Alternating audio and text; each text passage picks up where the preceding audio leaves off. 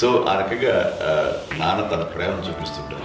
ఆ తర్వాత గోండా టైప్లో కూడాను నేను ట్రైన్ కింద వెళ్తుంటే నాన్న అక్కడే ఉన్నారు, రాజమండ్రి దగ్గర ప్రాంతంలో.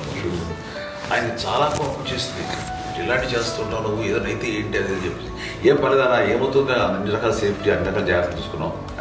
ఈ రోజు ఉన్నది సేఫ్టీ అప్పుడు లేదు, అయినా సరే రేపు పొద్దున నీ కొడుకులు ఇలాంటి పరిస్థితులు నీకు తెలిసి వస్తారు అప్పుడు అనేవాడు. ఎన్నిసార్లు ఆ మాట అనేవాడు. నాకు నిజంగానే మగధీర టైంలో గుర్ర పెట్టుకుని అటు రోడ్డు మీద పడిపోయేది అని అన్నప్పుడు అక్కడ ఆ ఫస్ట్ టైం ఆ ఫీలింగ్ కలిగింది.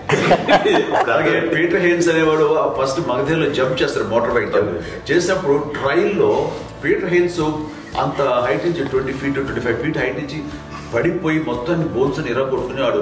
7 నెలల పాటు వాడు ఇప్పుడు హాస్పిటలైజ్డ్. అది వీడైతే ఏమో తలుచుకుని భయం వేసేసేది. అప్పుడు నాన్న గుర్తుకొచ్చేవాడు, ఓహో వాళ్ళ టెన్షన్ ఇంత తెలియదు, మనకి మన కొడుకు వస్తే తెలియదు ఈ మాట నాన్న ఎప్పుడు అన్నారు.